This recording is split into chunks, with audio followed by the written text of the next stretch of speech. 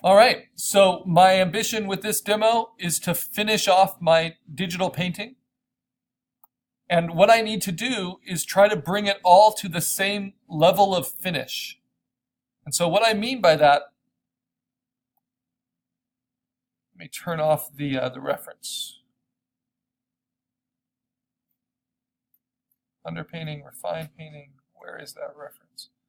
What I mean by that is that every aspect of it, there we go, needs to feel like it's been treated to the same level of attention. And all of it's kind of soft and colorful. And so that none of it jumps out. So to me, these feel a little less resolved than all this stuff. These feel a little bit more resolved.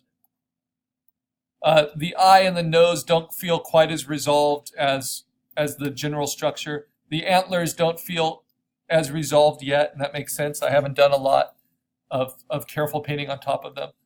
And so now what I'm going to do is basically take a new layer on top of everything. I'm going to lock everything else. And I'm just going to use that brush that I've been pretty happy with so far. And I'm going to call this my finishing pass.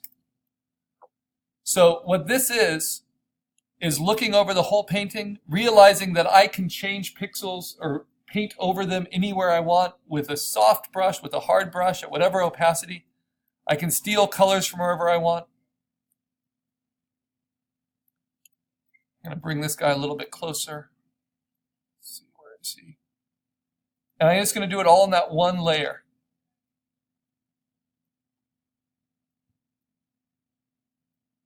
And sometimes additional reference can help. Like this shows me how I can, because I had to make up that head, right?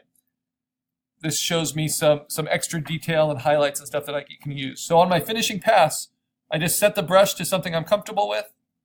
It's got all the brush presets. Pretty simple. And I just steal colors. I'm going to keep it at 64% opacity. I'm going to steal colors from myself. I'm going to zoom in a little bit, but not too much. And I'm going to try to stay energetic.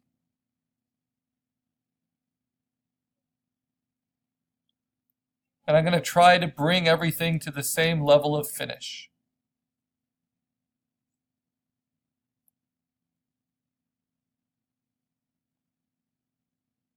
And this is after, really pushing colors, trying different things.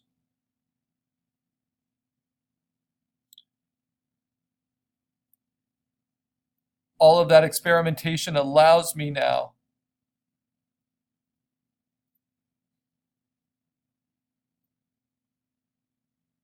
to choose how it all comes together at the end and what level everything is at.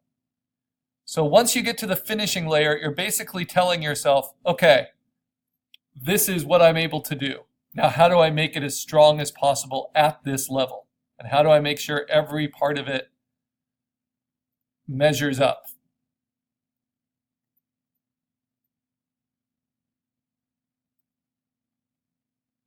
Because otherwise, if it's a finished illustration, the only thing people will remember or focus on is the area that looks the least finished, that feels unresolved. And that might not be because any problem with your technique or your skill. It might be because your reference was not particularly strong in some area. It might be for lots of reasons. Or you weren't willing to go dark enough, willing to go light enough, willing to push highlights, whatever it might be. Or you were staying too close to your photo reference, and so all of the problems with the photograph are now problems in your painting. And that's a real shame, considering we have full control of everything we do in a digital painting.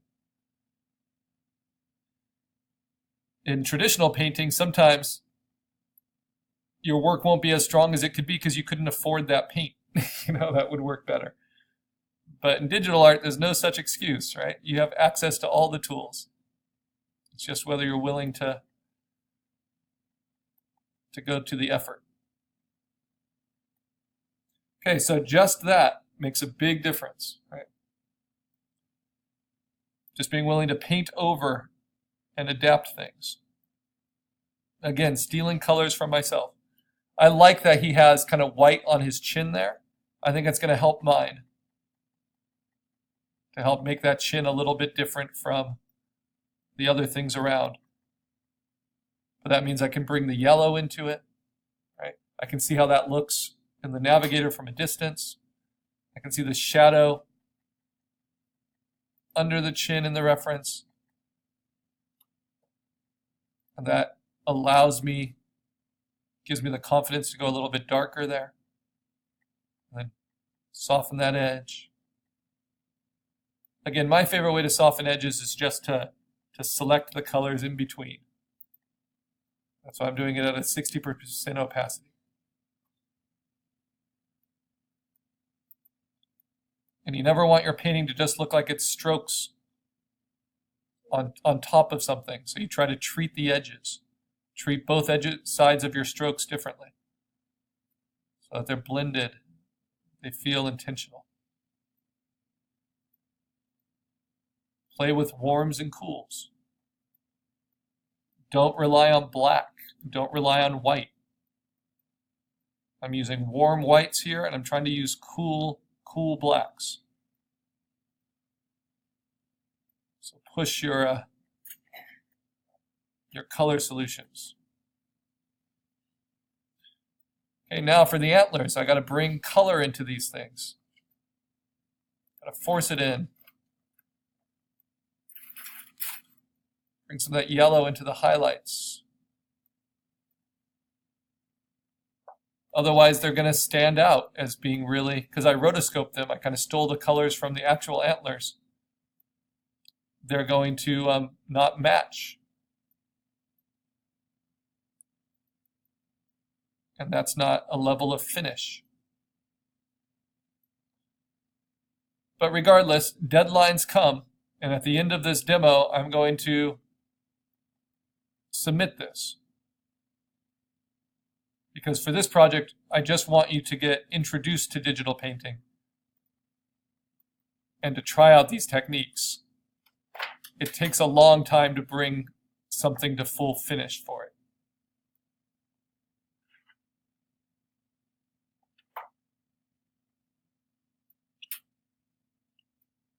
So even though it looks like I just painted a bunch of white, on top of the ear, because it's at a low opacity, you'll see all those colors coming from behind, right? And that's what adds depth. Where you just see the flat color underneath, that doesn't feel as finished, right? So at this point as well, I could go to the underpainting, unlock it, and start to erase. And erasing then becomes just as important a brush as painting. So I set up my eraser paintbrush. I do all of the usual kind of settings.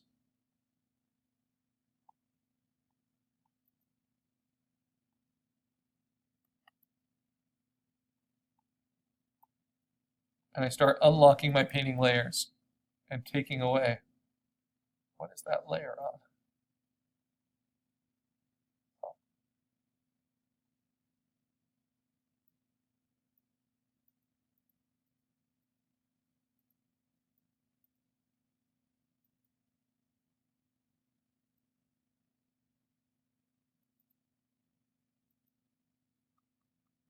Oh, and I want to do my eraser at 100%.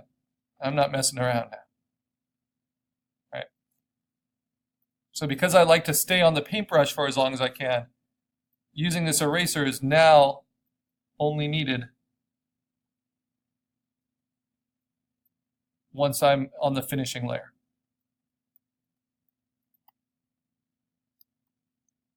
And I'm just hitting the edges where it needs it.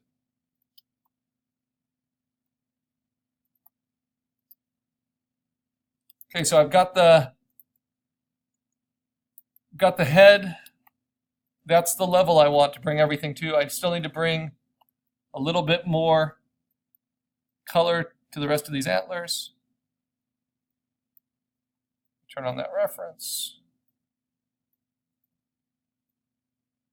Use your reference. Just don't be a slave to it. Don't make the mistakes that the reference makes.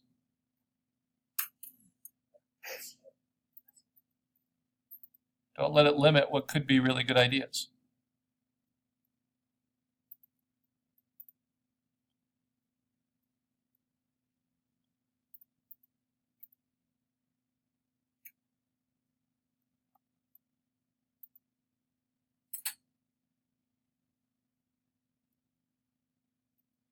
Okay, I'm working with appropriate energy, but because of that, the computer is getting a little behind me. My brush is starting to lag a little bit, so I'm going to save.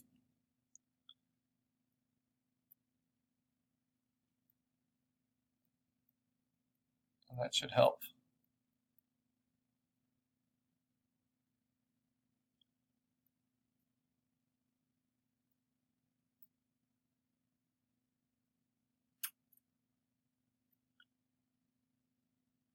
Now, digital painting is actually not a very common technique for professional digital artists that work as concept artists or illustrators, simply because it's not very fast. So when it is needed for, say, background comp designs or character designs for a science fiction movie, say, the professional commercial artist will develop a technique that's very efficient. And that's where using larger programmable tablets with shortcut keys and stuff can really help. But as we're just learning digital painting, realize that to get something that's really finished and pleasing to you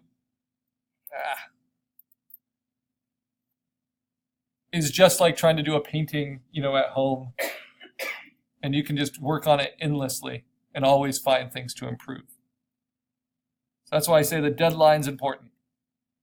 And I'm about 2 minutes away from mine.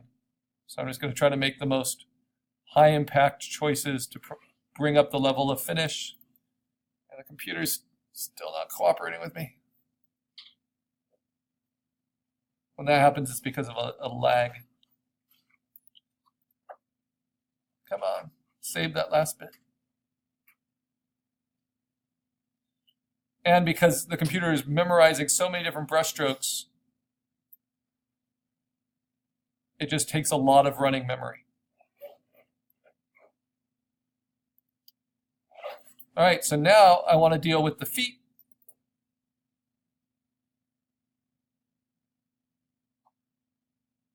And the ankle here, and just bring up the level of finish of these. Bring a little bit of sharpness back to this soft glazing layer.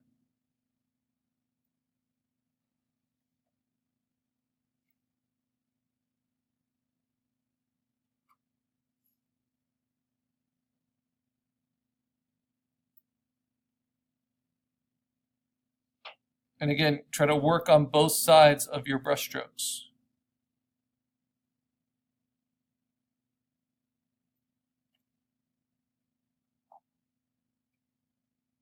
Just like smudging out a charcoal line to create a form shadow. Don't worry about the edges so much. Those can always be erased back.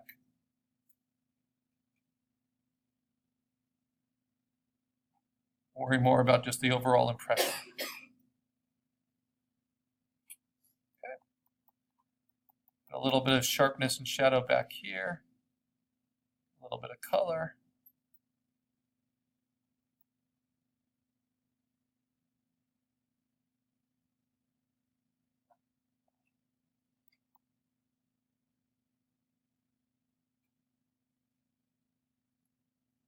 And it starts to all come together.